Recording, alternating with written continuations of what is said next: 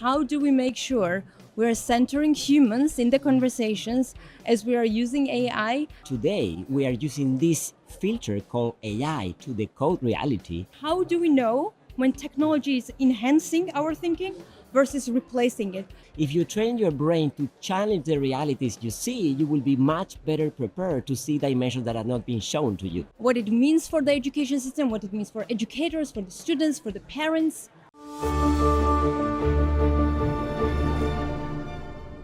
Welcome to Wise on Air, the podcast where we talk to the world's leading minds on the future of education. I'm Sopiko, Beriashvili, Research and Policy Lead at WISE, and we are recording live at the WISE 12 Summit in Doha. My guest today is Cristóbal Cobo, Senior Education Specialist at the World Bank and the former founding director of the Center for Research at Uruguay's Civil Foundation. Foundation studied one of the world's largest edtech implementation. Cristóbal's research on invisible learning and cognitive offloading asks very uncomfortable questions about what happens when technology makes thinking effortless. Are we building capabilities or dependency? Before we dive in, dear audience, around you will notice QR codes on the screen around the stage.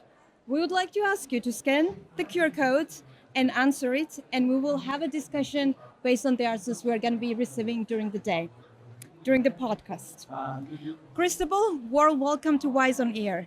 Thank you so much for having me. It's such a pleasure to join you, Sopiko. Honor is all ours. Cristóbal, we actually had an access to one of the podcasts in Spanish, and thanks to our podcast team, they had a chance to translate. Oh my God. So maybe you can correct us if we get the translation right, and then we can have a conversation around it. You have said AI systems have not been developed to tell the truth. They have been developed to present the probabilistically most prudent response. What does this mean for education when students turn to AI for answers? So maybe, first of all, you can correct us the translation if we get it right. I think it's pretty accurate. I think it represents to some extent what I've said. So you want me to address that? Yes, please. Of course. So I have a counter question, which is, what true? Your true, my true, or her true? I mean, the true is something that usually we build together and we build some consensus. So one of the challenges we have is we don't see reality as it is. We see reality as we are, meaning that our context really influences the way we decode information. But the fact that today we are using this filter called AI to decode reality is heavily influenced by the data that those systems might have, right? So if the data is diverse, is rich, is constantly updated, it's going to be different to data collected from one country about another country, which might not be totally representative. So in that sense, I think we have to be incredibly mindful that having big data does not mean enough data.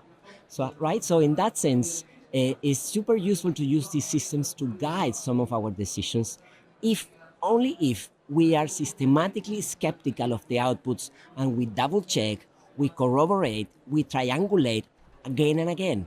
Otherwise, we might be at the mercy of what these systems might have. And since we don't know with complete understanding what are the data gaps, what is the diversity gaps, we might have imperfect decisions. So in that sense, I believe that we are very lucky to have all these tools that can guide us, but at the same time, be really mindful. And that's why I bring this awareness flag of this might not be the source of truth when we want to take complex decisions. Thank you. Something interesting you mentioned is skepticism, and you do touch upon a lot in your blogs and in your podcasts. And maybe for the audience who is not familiar with some of the work, maybe you can expand on a little bit about the intelligent skepticism and what it means, and maybe some of the ways how we can think about it, how we can train the muscle, what it means for the education system, what it means for educators, for the students, for the parents. Okay, I love the idea of the muscle because that's a nice metaphor, right? So if you train our muscles, we will make them grow. And I think with the brain happen the same. If you train your brain to challenge the realities you see, you will be much better prepared to see dimensions that are not being shown to you. All of us, we have blind spots, right? If we combine different perspectives, we will reduce those blind spots, right? So the idea that we have to find ways of asking more questions than being happy with the single response that GPT or whatever other system will give you is going to be better preparing you to navigate the biases of this system. And let me put it this way. If we educate kids to think like a scientist, in which you are not happy with the single response, but that you will always trigger new questions, you will always challenge the status quo, you always challenge what has been already said, you will be much better suited to navigate disinformation, malinformation, or simply another symptom of the current times, synthetic data, where we have data created by automatic systems about the reality. Fantastic. Okay. Something actually along those lines, and I also want to compliment the research that the WISE team did across K-12 and the higher education. When we surveyed the teachers, when we surveyed the faculty, when even including the students, and this is data that covers almost 10 countries, some of the concerns that emerge is cognitive laziness, technology dependency, and one of the words that I think academia found the word for it was cognitive offloading. Okay. And I think we found it interesting that this is a concern or the threat or the finding that everyone is alarmed by, including parents, including students, including teachers, including faculty. So my question for you, and you also talk about a lot about cognitive offloading, so which for the audience, I'm sure who are familiar, this pretty much refers to delegating thinking to external devices, and I will invite Cristóbal to expand on a little bit more, but mainly my question for you is, how do we know when technology is enhancing our thinking versus replacing it? Because there's also this dichotomy, and I think we're stuck in between, either we are enhancing or we are being replaced. So maybe what do you have to say about that? Okay, that's a great, complex and impossible question, but let me try to tackle it down. So the first thing is let's remember that these systems, and I'm referring to algorithms in general, they are designed to keep our attention connected, right? They're not designed to challenge us. In other words, these systems will try to reinforce our system of thinking, will not say you are wrong unless you ask in a very systematic way, right? So this is the first thing that we have to address. Now, the second thing to remember is our brain is designed to save energy, right? So if you can have shortcuts, your brain is going to be happier, because you cannot take a thoughtful decision for every tiny decision that you take in the day. You in the morning when you decide tea or coffee, you take the shortcut, right? Your preferences. And we do biases, which is also another kind of shortcut. So in that context, our brain has found this new system to have shortcuts where we delegate sometimes complex decisions, which are not necessarily coffee or tea, but how to address the essay of the exam in systems that you can offload part of your work, right? So this is a little bit of the context of the idea of the cognitive offload. And let me underscore something. Cognitive offload is not necessarily something bad if you design in a way that you can benefit out of it. So the idea is not that you think less, but you think more strategically, or you think less in things that doesn't add value. Let's think in a teacher. Many of the teachers, they have to invest so much time in administrative work that doesn't really add insightful to the classroom. It's needed for the process, for the system, but it's not necessarily insightful, right? I don't think anyone is educating just because they like to fill forms. Now, if you can reallocate part of that time that you can delegate into systems that help you to put the energy into something that is meaningful, in connecting with teachers or talking with other students or bringing parents into the discussion, awesome. So cognitive offload will be adding value. Now, to address the question, which is the core of the discussion, when this thing is good and when it's bad.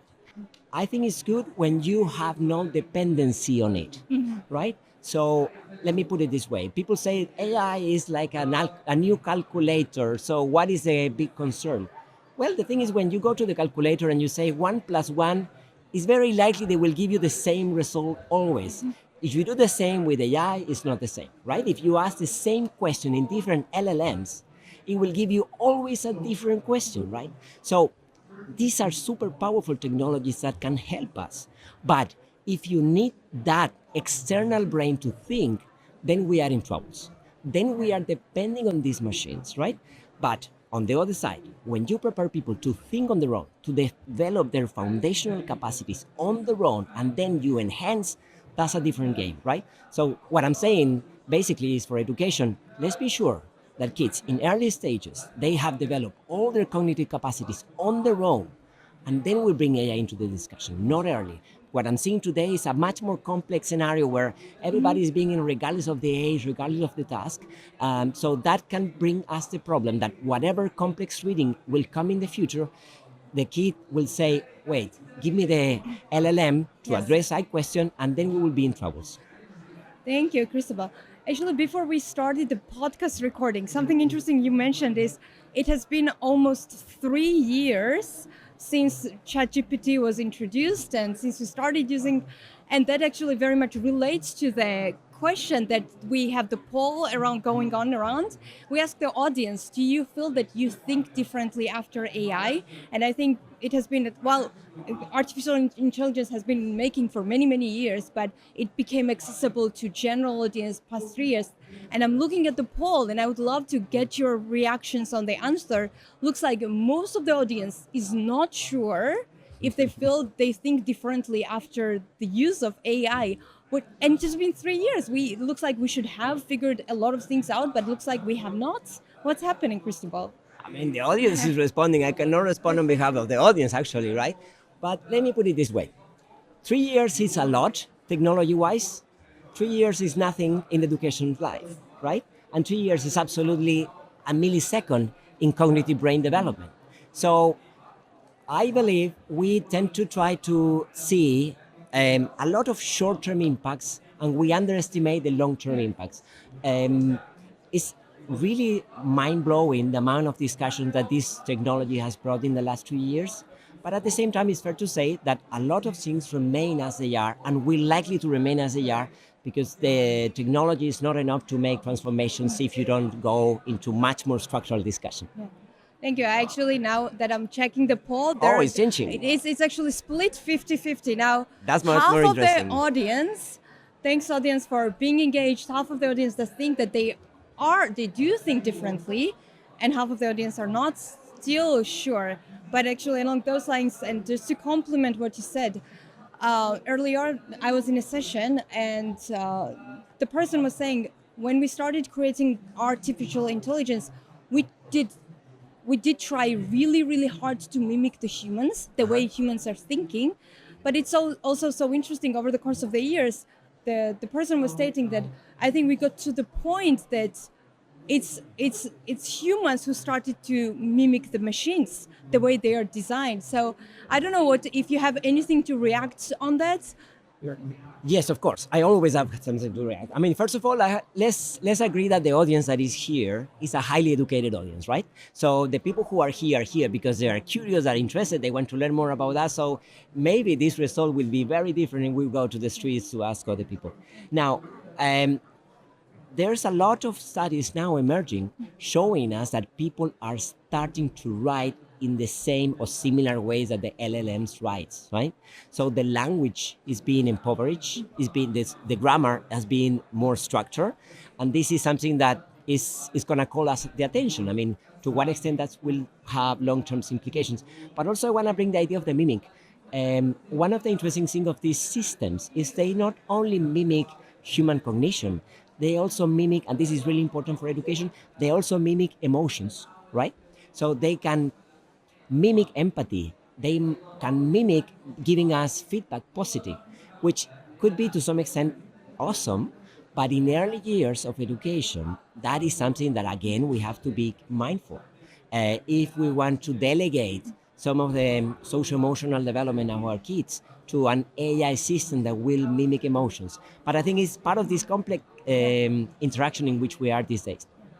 Cristóbal, you brought up some really great and interesting points.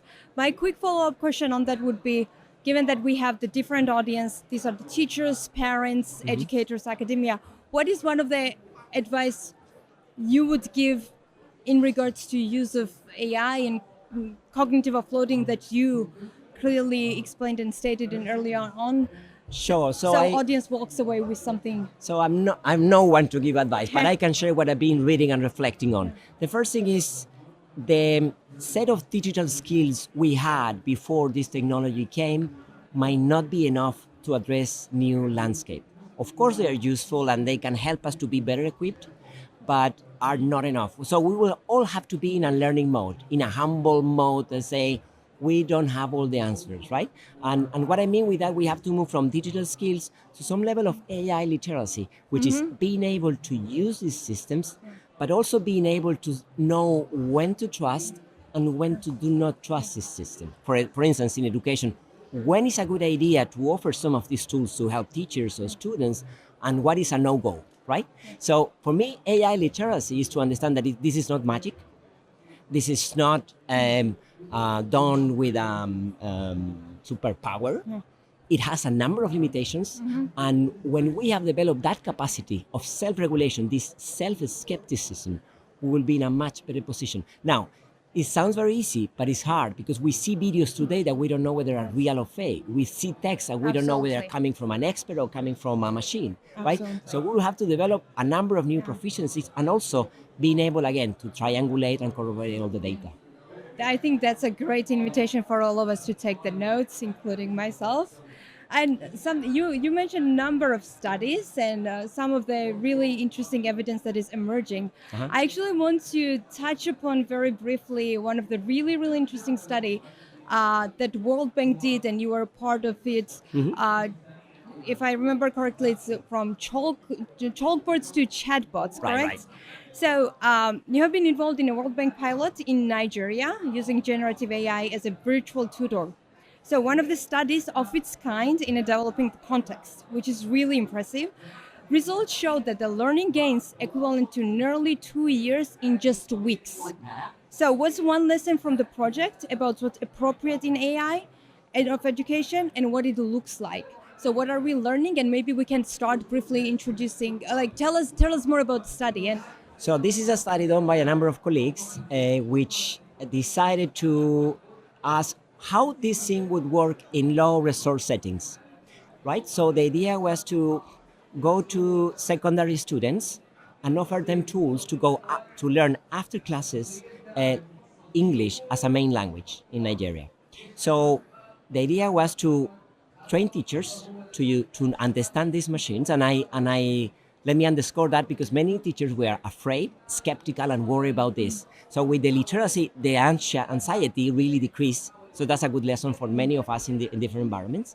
And after that, when the teachers saw the value of it, and the students started to use it in a more systematic way, only after 6 weeks, as you said, the learning gain was equivalent to 1.5 up to 2 years of learning. So it's tremendous. Now, this is something that happened on models that have already evolved, because one of the complexities of building evidence today is we take a snapshot, and when we have the result, which always takes a little bit of time, the models have already evolved. So we are taking a snapshot of a moving target, right? That's a complexity. So I think the lesson is this thing can work.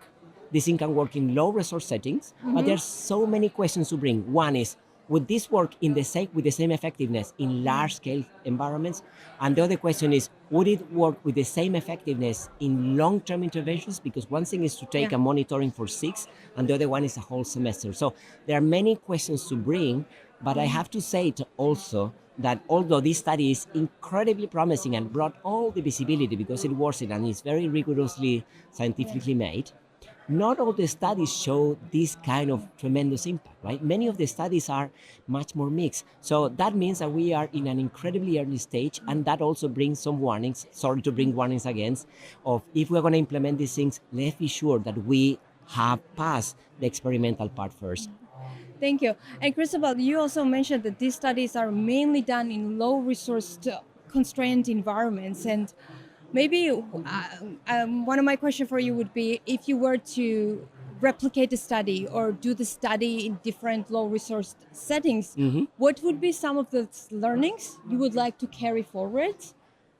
So I think one of the challenges we have is how to design these kind of technologies, and I know it's going to sound crazy, but moving away from LLMs and moving towards more small language models, right? You don't need to train all the data available on the internet to offer insightful feedback to students. So that decreases the complexity, that decreases the cost, and that also brings the possibility of using these tools in offline mode, right?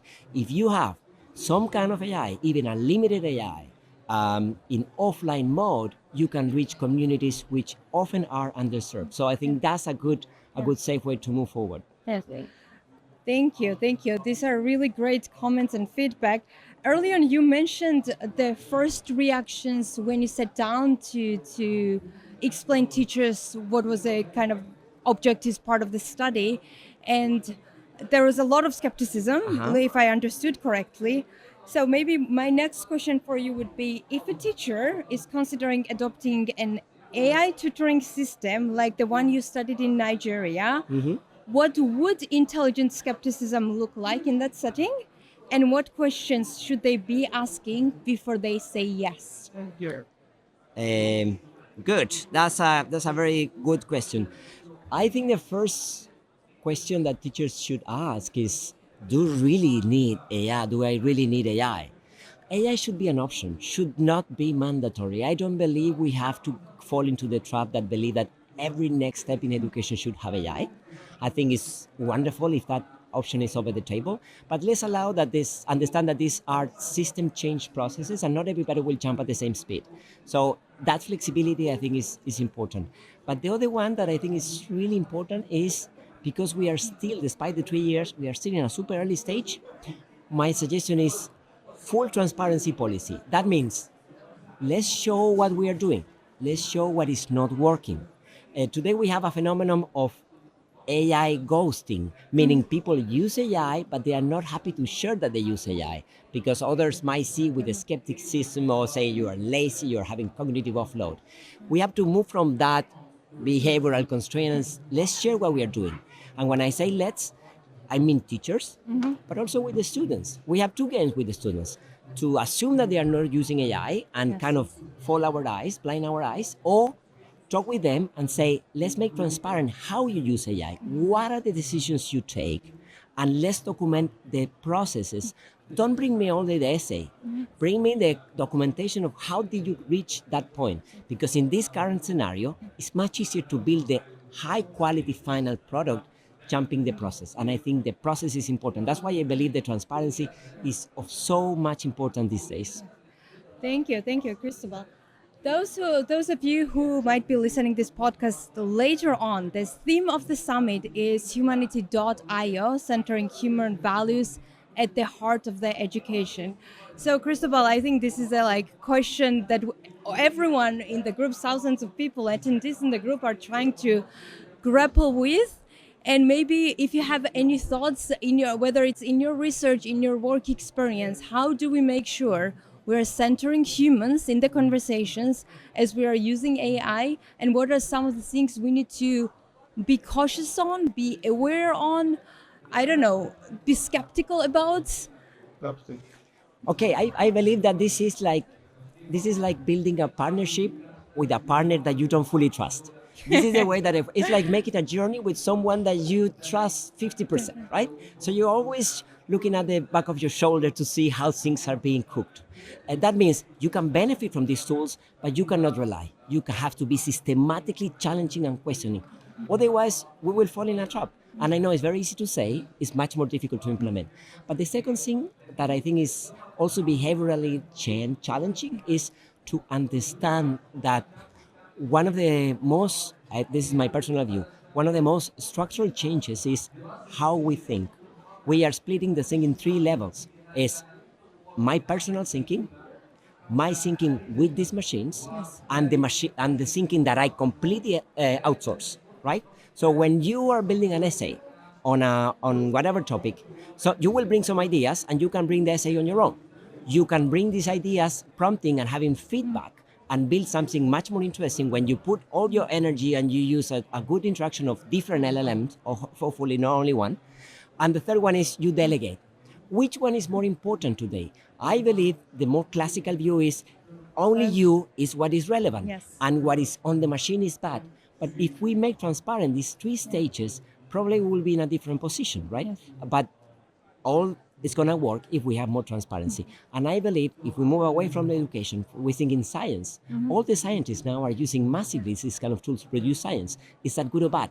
Well, if it's transparent, we are going to have less problems. So, but this is going to bring fundamental changes of how we have assumed cognition today. Tacit and explicit knowledge. So these are difficult questions, but these questions remain open for the future. We continue to grapple with these questions with the rest of the summit, and we do definitely invite all of you to share some of the initial thoughts and feedback after the conversation.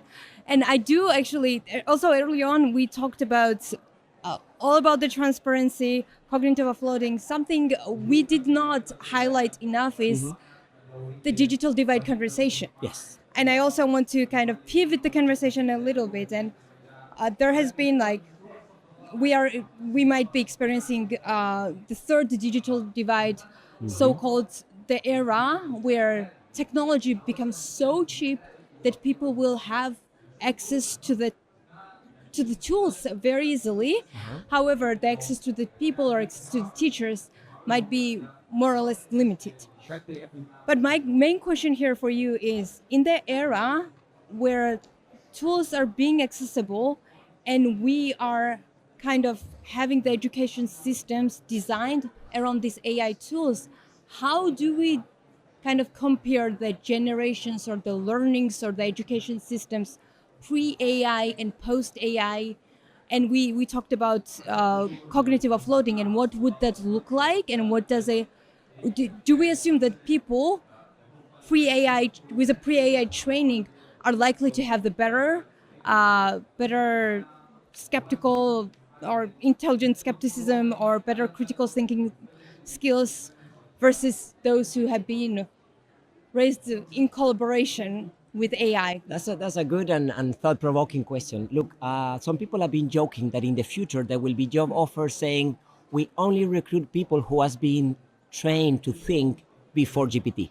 And I believe that this is has some part of truth and some part of humor, in the sense that if you were able to develop your cognitive capacities on your own without this external brain, chances are that this will be different to the brain that we are developing now, where you outsource a lot. I mean, a lot of education systems are extremely worried that much of the outsourcing is happening without their control because of this lack of transparency.